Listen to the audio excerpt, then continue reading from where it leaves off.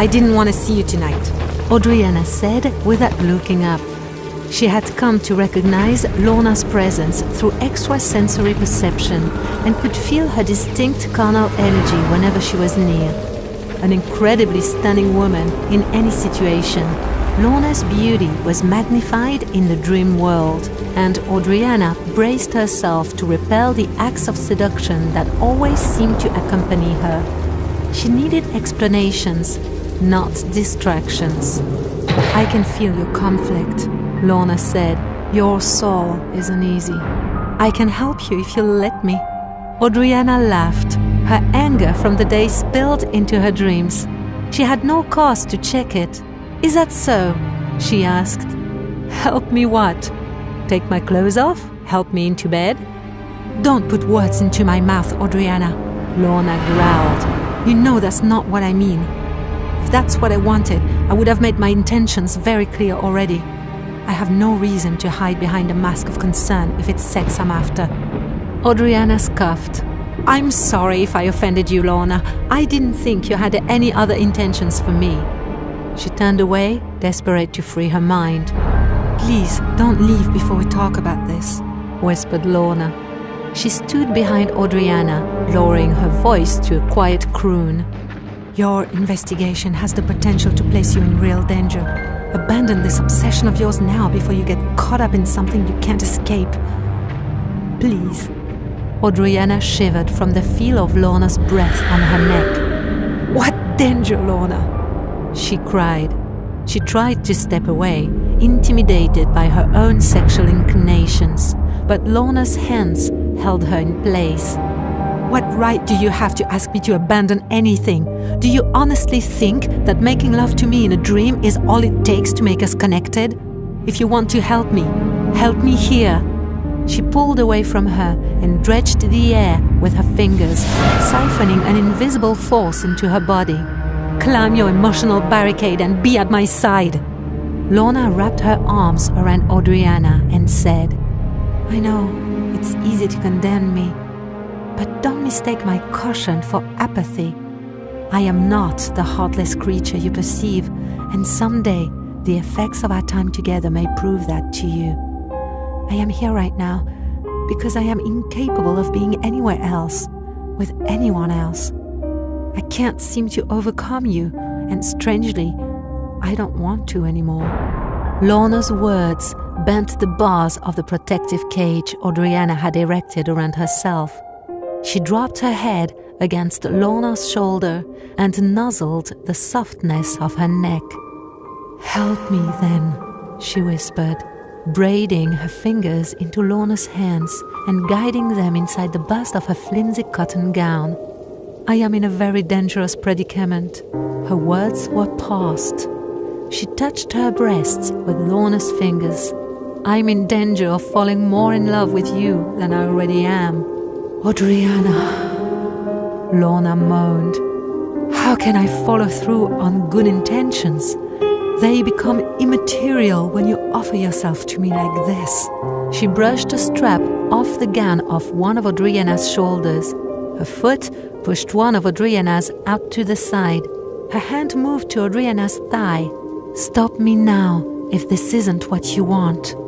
Adriana freed her hands and wrapped them behind Lorna's head, winding her fingers into her hair. "I couldn't, even if I wanted to," she breathed. A deep voice resounded. "But I can!" A subtly threatening presence drew the women apart. Dirk appeared at the hazy boundary. His long black hair was pulled back loosely, with shorter strands falling softly around grey eyes. He was clean-shaven and charged with a new, different intensity. "Son of a bitch," Lorna spat, stepping protectively in front of Adriana. "How dare you come here?" "I have as much right to be here as you do," Dirk replied. Lorna bared her teeth at him and said, "Just because she trusts you enough to let you in doesn't mean you could take her from me. Are you sure you want to try?" It was a threat. Dirk crossed the distance between them, incited by her challenge. "Listen to you," he said, staring Lorna down with his graphite eyes. "When is this not going to be enough, Lorna? It's only a matter of time before you have to have it all. You forget that I know who and what you are. I won't let you do that to her. It ends here." Lorna broadened her stance and encircled Audriana's waist with one arm. "Only when she says so, Dirk, not you. Ask Audriana if she's ready to end it." Dirk stepped around Lorna and grabbed Audriana's arm. "Come with me, Audriana. Don't let her torture you this way. You'll wake up in a little while and realize this is all you will ever have from her, these dreams. She is unavailable. The more you tempt her, the more dangerous this relationship becomes." Audriana staggered with their competing energies coursing through her, enthralling, flattering. For a plain-looking girl to be wrestled over by the two most beautiful individuals she'd ever met, she pulled away from them both with a taunt. "Why are you here, Dirk? Were you afraid you were going to miss out on something?" Audriana did not comprehend his motivations at all, and honestly, she did not care what they were. She only cared that his interest seemed to have sparked a hint of anger in Lorna, one that Audriana enjoyed, and one she decided to leverage against Lorna to incite her jealousy. She reached up and pulled Dirk's face down to hers, kissing him with open lips, exaggerating more passion than she actually felt. "Don't indulge this fantasy, Audriana." Dirk pulled away. "You're playing with fire and have no means to extinguish it." "Why would I want to extinguish it?" Audriana laughed, her intoxication with power drowning his warning. Lorna had educated her on the rules of this domain. Nothing to be afraid of, no risks, no consequences. She pulled Dirk's hands forward and placed them around Lorna's waist. "Why can't we all partake in this pleasure?" Lorna flicked her eyes to Dirk, then back to Audriana. "Is that what you want?" she asked. Audriana nodded. She wrapped her arms around Lorna's neck, doling out soft kisses, encouraging her participation. "Help me understand ecstasy as I never have before," she murmured between kisses. "Let me watch your face as a man takes me for the first time."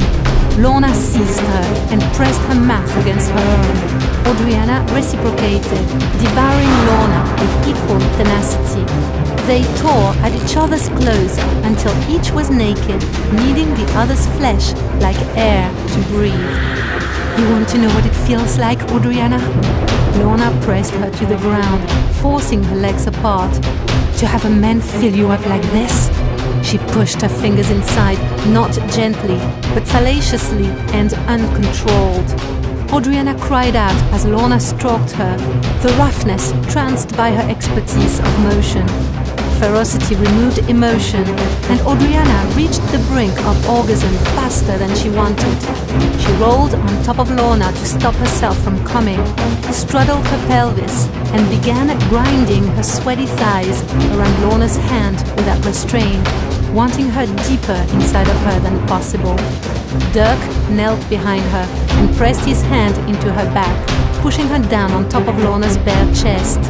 Erect nipples rubbed together as bodies rocked with lovemaking. Lorna pulled her fingers out and flipped Audriana's onto her side. She heaved Audriana's leg up and dropped it over her own body to allow Dirk access to Audriana's center. Dirk unbuttoned his pants and pulled his fly apart, so only the most important part was exposed. He slid up behind Audriana, and she immediately felt him pressing into her. She looked back, suddenly afraid she might regret what was about to happen. Lorna cupped Audriana's face in her hands. "It's okay, my darling. Look at me. Do not give preconceived fears the power to invade this place. You are an exquisite woman. You deserve supreme bliss." Lorna kissed her repeatedly, and Audriana gave in with kisses of her own. She was right. Her anxiety was foolish. This was not reality, and she was not bound by the physics of the human body or by the rules of society. "I'm all right," she whispered, circling Lorna's neck, wanting her nearness and grateful for her words. "I'm ready now." Lorna reached down to spread Audriana's juices in preparation for Dirk. Audriana dropped her head against Lorna's chest, closing her eyes to the rhythm of her heartbeat. She felt Dirk probing gently at first, guided by Lorna's fingers as she continued to rub Audriana's with silky fingertips. Audriana felt herself become engorged with blood, heightening the sensation of his penetration. A gasp escaped from her lips as he slowly buried himself deeper and deeper inside. Lorna placed her free arm around Audriana's shoulders, pulling her closer, comfortingly. She kissed Audriana's steamy forehead and whispered directly into her ear, "Relax. Feel him inside you. When you're ready, move with him. Help him take you over the edge." The voiced realization of the moment brought her instantly to climax. She rocked her hips and buttocks against Dirk's thrusts, clinging to Lorna's naked body as he drove himself into her. Her tempo slowed as she entered the paralytic phase of pre-orgasm. Dirk placed his hand on top of her thigh, gripping her pelvis to encourage movement. "Don't stop, Audriana," he said. "It's so much better to move through it." Audriana cried out in passion as contractions electrocuted every nerve in her body. One after another, after another. They came without arrest, doubling her over with powerful spasms of pleasure. "Dr. Foster?" "No." Another voice? "Who was that?" "Dr. Foster, may I come in?"